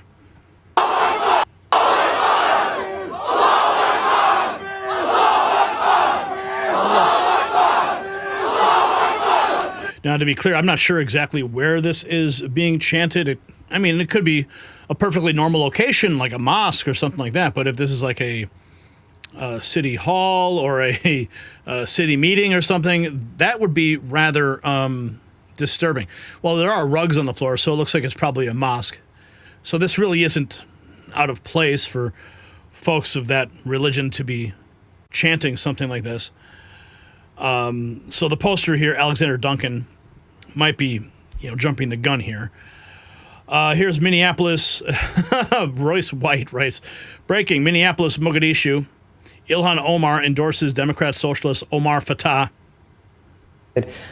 Well, I'm excited to announce that I will be supporting Senator Fateh for the mayor of the city of Minneapolis. Our Congresswoman, who I'm really excited to have her support. And with that, Congresswoman Ilhan Omar put her stamp of approval on a grateful state senator, Omar Fateh, who envisions a city that is more equal. Minneapolis seems to be a tale of two cities, one for the wealthy and the well-connected, and the rest of everyone else. The Congresswoman believes the 35-year-old senator, a Democratic socialist, can lead with a progressive agenda.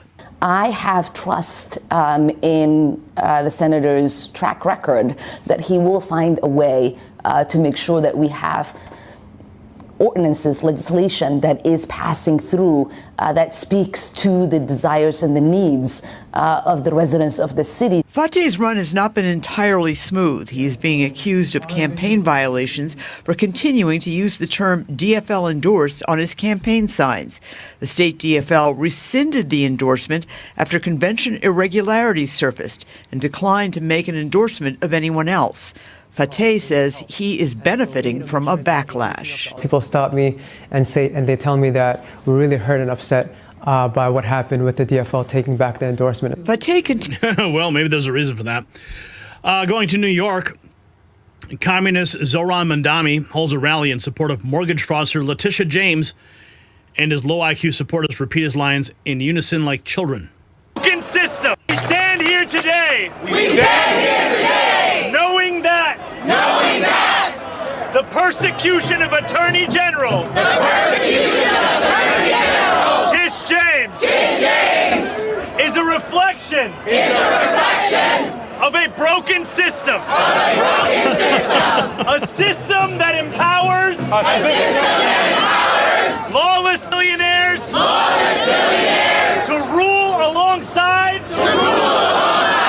corrupt politicians. A system that gave us the perversion of justice, an attack on democracy,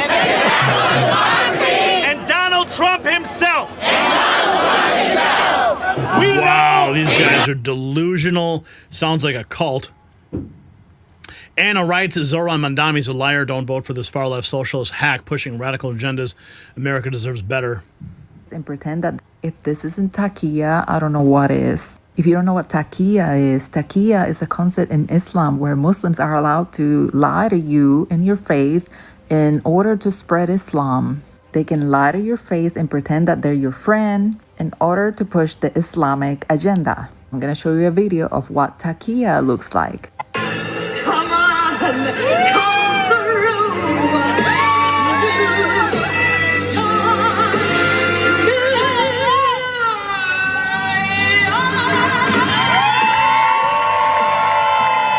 Look at his smile.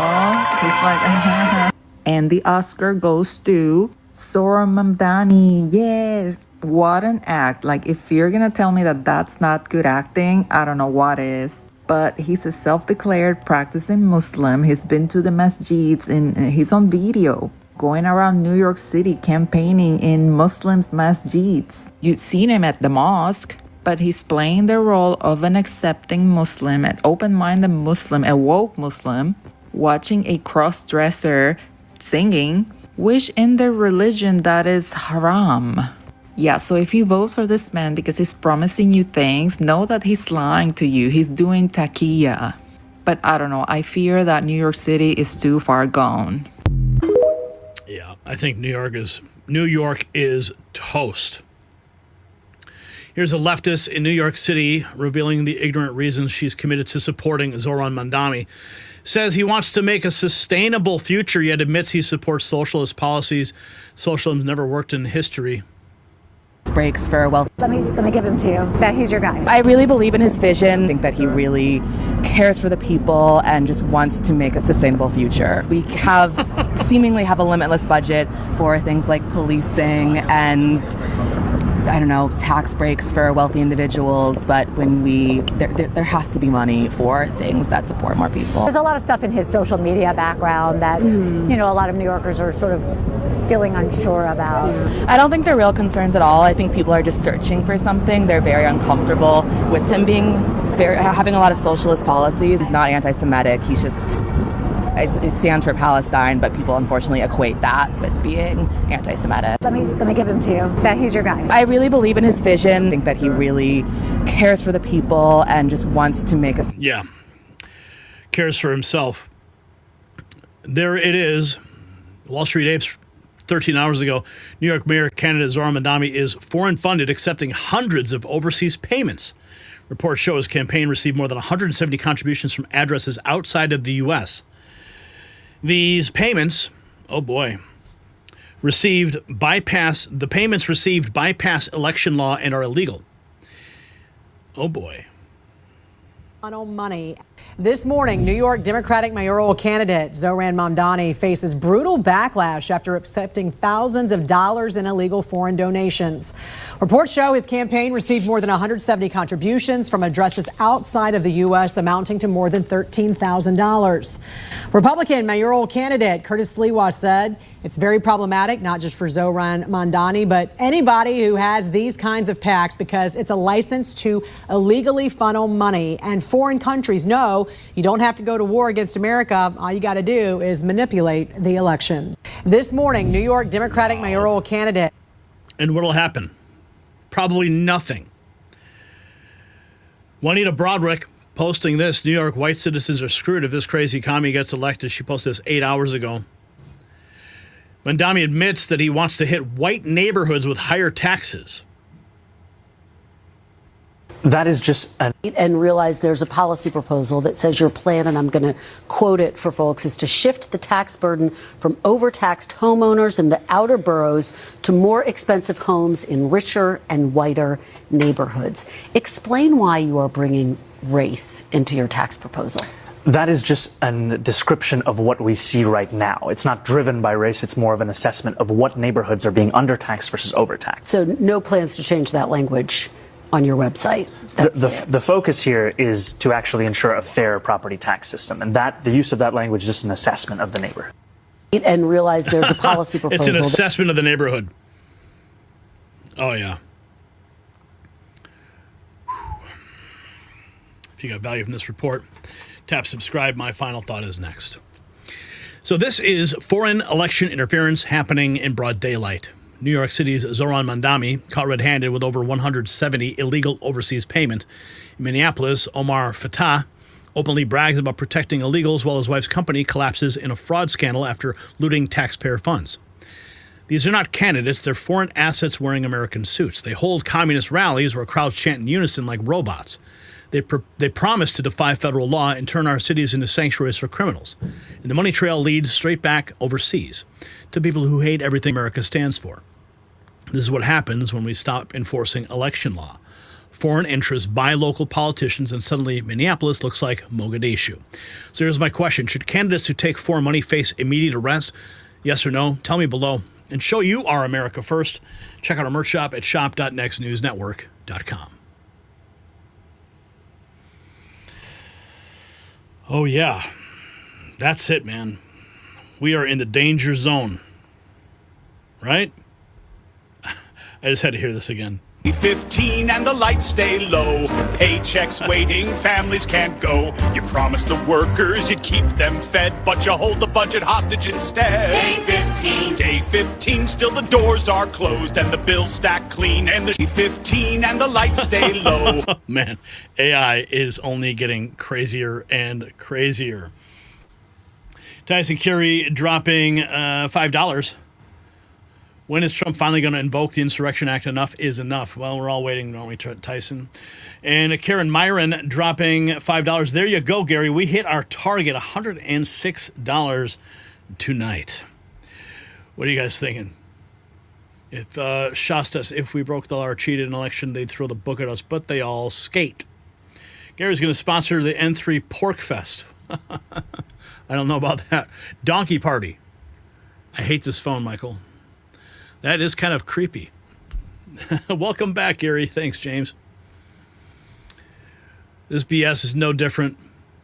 They are trying to push this crap on us. Make you wonder how no one is being arrested or charged. Master Lore, Patriot, Pal. These are on Rumble. The Insurrection Act was already signed in 2018. That is news to me. Gary, you can dance. Waiting for No King's Day. Yeah, that's this weekend. Buckle up. Nish Paquette, thank you. It's good to be back.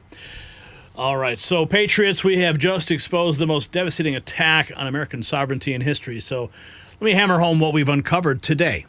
Operation Summer Heat, 23,000 violent animals caged, more than double Biden's pathetic surrender years. 4 of the FBI's most wanted dragged from their rat holes in 7 months. That's what happens when you unleash the wolves instead of chaining them. And the deep state triad is finished. John Bolton, the treasonous snake, has a grand jury ready to crucify him for stealing classified documents. Letitia James, the hypocrite who hunted Trump, facing 60 years for the same mortgage fraud she prosecuted Trump for. Adam Schiff, the master of lies and leaks, finally getting destroyed by federal investigators who have everything. Day 15 of the Democrat terrorist shutdown. 1.3 million troops starving while these animals storm the Speaker's office. $15 billion incinerated every day because Chuck Schumer would rather burn America than let Trump win. Mexican cartels declaring war on our agents, $50,000 death bounties on ICE commanders. Chicago gangs turned into assassination squads hunting American heroes. This is not crime, it's terrorism. But Operation Summer Heat means these monsters are finished. Our cities are being sold to foreign enemies. Zohran Mamdani, 170 illegal bribes from overseas. Omar Fatah in Minneapolis protecting criminals while robbing taxpayers blind. They're not even hiding their treason anymore. Every story today proves one truth. We are in a war for America, and we're fighting back. Criminals crushed, corrupt officials indicted, foreign infiltrators exposed. So to everyone who sent in super chats and rumble rants, you guys are the resistance, keeping the truth alive. So blast the show everywhere, text it, post it. The algorithm cannot stop an army of patriots sharing. And support the fight at shop.nextnewsnetwork.com and grab some gear and show these bastards you're not backing down. This is what victory looks like. This is what justice looks like. The deep state thought they could destroy a president, sell our borders, and auction our cities to America's enemies. Well, they were wrong. The boomerang has smashed right into their faces. The hunters are now prey, and we're not stopping until every last traitor faces the reckoning that they deserve. So thank you for joining the Raw Feed. Keep fighting, keep spreading truth, and keep standing strong. We'll see you on the next show. This is Gary Franchi. Remember, America first, forever.